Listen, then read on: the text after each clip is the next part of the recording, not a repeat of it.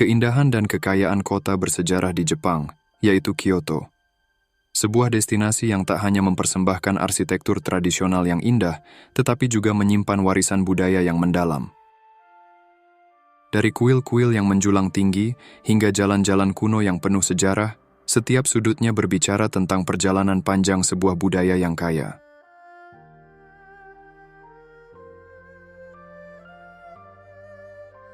Kyoto memiliki sejarah yang kaya dan panjang di Jepang. Pada tahun 794 Masehi, Kaisar Kamu memilihnya sebagai ibu kota baru yang disebut Heian-kyo. Ini menjadi awal periode Heian, di mana Kyoto berkembang sebagai pusat politik dan budaya. Selama periode Heian, Kyoto menyaksikan kemunculan sastra klasik Jepang, seperti The Tale of Genji. Pada abad berikutnya, periode Kamakura dan Muromachi, kota ini terus tumbuh sebagai pusat keagamaan dan seni. Dengan pembangunan kuil-kuil terkenal.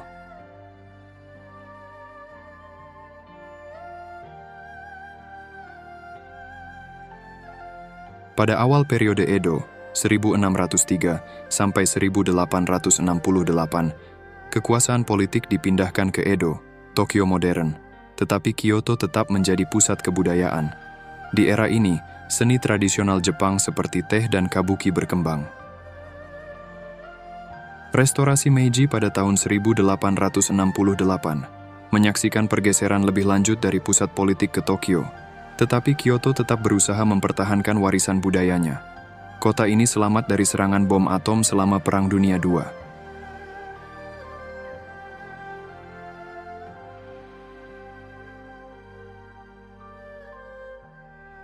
Kyoto, sebagai ibu kota Jepang selama lebih dari 1000 tahun, memiliki warisan dan budaya yang sangat kaya. Dipenuhi dengan sejumlah kuil dan situs bersejarah yang menciptakan lanskap spiritual yang memukau. Di antara mereka seperti Kinkakuji atau Pavilion Emas, menonjol dengan kemegahan emasnya yang berkilauan, mencerminkan keanggunan arsitektur zaman Muromachi dan nilai-nilai Buddhisme Zen yang mendalam. Dan teman sejawatnya, Ginkakuji atau Pavilion Perak, menyajikan keindahan yang tenang dengan atap peraknya yang khas. Dibangun pada abad ke-15, kuil ini menawarkan atmosfer kedamaian dan kecantikan alam yang indah. Serta Kiyomizu-dera, dengan teras kayu megahnya yang menjulang tinggi, memberikan pemandangan spektakuler kota Kyoto. Bangunan ini tanpa menggunakan paku pada konstruksinya pada abad ke-17, menunjukkan kekuatan dan keindahan yang menyatu dalam arsitektur kuil. Setiap kuil di Kyoto memiliki warisan sejarahnya sendiri dan menawarkan pengalaman yang memadukan keunikan arsitektur dengan nilai-nilai spiritual yang mendalam. Pavilion Emas menggambarkan kemegahan dan kekayaan, sementara Pavilion Perak menonjolkan keindahan yang lembut dan Kiyomizu-dera memberikan perspektif spektakuler yang memukau. Dengan keagungan bangunan sejarah dan jalan-jalan tradisionalnya, merasakan sentuhan magis masa lalu yang masih terasa begitu hidup. Seperti Istana Nijo, dengan lantai Nightingale yang berderit dan desain tatami yang elegan, menjadi cerminan gemilang arsitektur kastil Jepang yang kaya akan sejarah. Dan jalan-jalan kuno di distrik Higashiyama membawa kita ke dalam lorong waktu. Dengan jalan Sanenzaka dan Ninenzaka yang meliuk di antara toko-toko tradisional dan rumah-rumah kayu. Pentingnya bangunan sejarah dan jalan-jalan kuno ini bukan hanya sebagai atraksi visual, tetapi juga sebagai penjaga warisan budaya. Setiap struktur dan setiap jalan membawa cerita, mempertahankan esensi kota ini dalam perjalanan sejarahnya. Melalui kekayaan warisan arsitektur dan jalan-jalan tradisionalnya, membuka pintu bagi kita untuk mengenali dan mencintai keindahan yang telah terjaga dengan indahnya. Keberlanjutan dan pelestarian warisan budaya ini menjadi prioritas penting bagi Kyoto, yang terus berusaha mempertahankan keunikan dan keindahan warisan yang diwariskannya.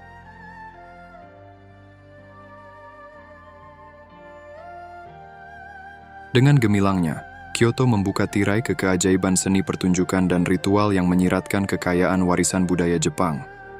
Seni pertunjukan tradisional, seperti geisha. Seni tari tradisional Jepang yang menonjolkan keanggunan, kehalusan gerakan, dan ekspresi emosional. Para geisha mengenakan pakaian indah, menggunakan kipas atau payung, dan sering mengikuti musik tradisional Jepang. Gerakan lembut dan cerita yang diceritakan menciptakan pengalaman artistik yang kaya dan mendalam.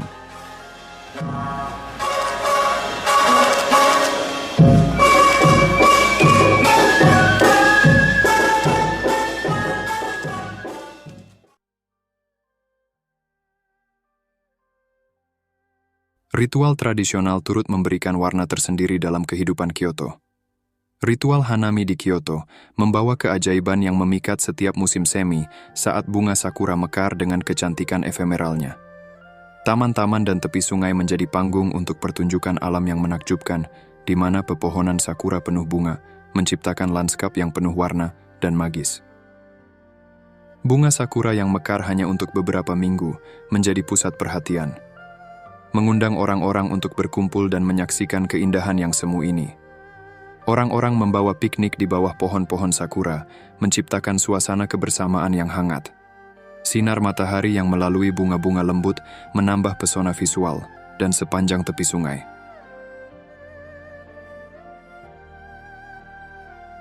Ini dianggap sebagai penghormatan terhadap keindahan alam, dan juga sebagai simbol filosofis tentang kehidupan yang singkat.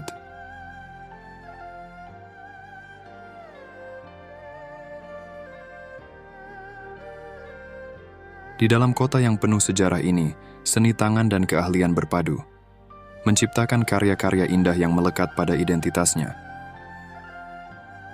Seperti kimono, pakaian tradisional Jepang yang mencerminkan keindahan dan keanggunan warisan budaya mereka. Pada dasarnya, kimono secara harfiah berarti hal yang dipakai, dan pakaian ini memiliki desain yang unik dan bervariasi sesuai dengan kesempatan dan status sosial.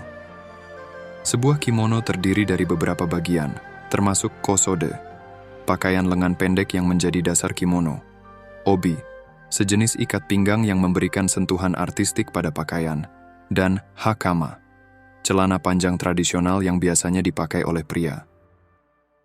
Kimono dipilih berdasarkan musim, dan mereka seringkali memiliki warna-warna yang mencerminkan alam, seperti warna-warna musim semi atau gugur.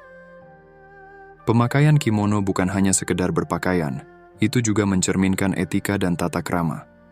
Cara mengenakan dan mengikat obi memiliki aturan tertentu, tergantung pada apakah seseorang laki-laki atau perempuan dan apakah mereka menghadiri acara formal atau informal. Selain itu, motif dan warna kimono bisa mencerminkan status pernikahan, usia, atau bahkan keberuntungan. Meskipun pemakaian kimono dalam kehidupan sehari-hari Jepang semakin berkurang, mereka masih sering dipakai dalam acara-acara khusus seperti pernikahan, festival, dan upacara tradisional. Hal ini menjadi simbol kelestarian budaya Jepang yang mendalam dan estetika yang timeless. Seni kerajinan di Kyoto tidak hanya kimono saja, tetapi masih banyak kerajinan-kerajinan lainnya yang menarik, seperti keramik Kiyomizuyaki dan kain tenun Nishijin Ori.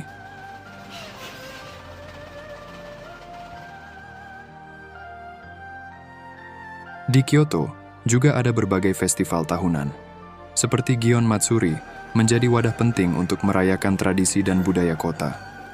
Festival terkenal ini, yang diadakan pada bulan Juli, merupakan salah satu acara terbesar di Kyoto.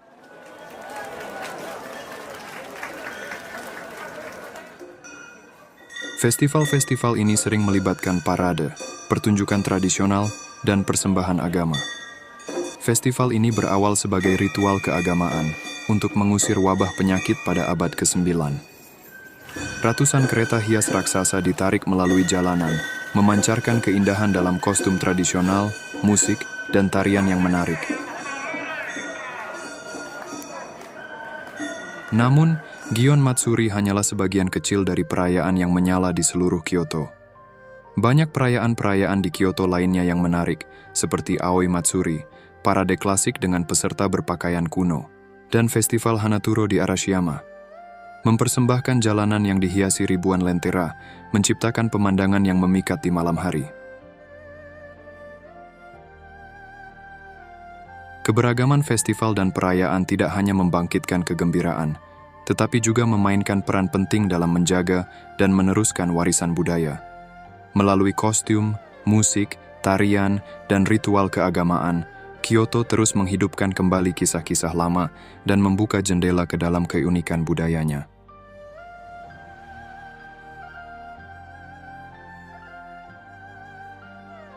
Kyoto tidak hanya mempesona melalui keindahan budaya dan arsitektur tradisionalnya, tetapi juga melalui kuliner khasnya yang lezat.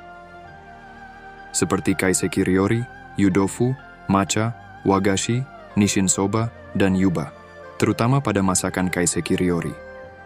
Kaiseki ryori adalah bentuk seni kuliner Jepang yang menggabungkan filosofi tradisi teh dengan keindahan musim. Kaiseki membawa penghormatan pada kesederhanaan dan keseimbangan, mempresentasikan serangkaian hidangan yang disusun dengan hati-hati. Filosofi kaiseki mengakar pada prinsip-prinsip Shojin Ryori dan Kado, menekankan pada harmoni alam, rasa, dan estetika visual.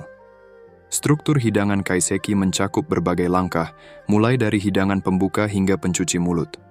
Masing-masing dirancang untuk merefleksikan musim dan menggunakan bahan-bahan berkualitas tinggi. Musim memiliki peran sentral dalam kaiseki. Dengan setiap hidangan, mencerminkan keanekaragaman bahan segar yang tersedia pada waktu tertentu. Presentasi makanan menjadi kunci, dengan perhatian pada warna, bentuk, dan tekstur.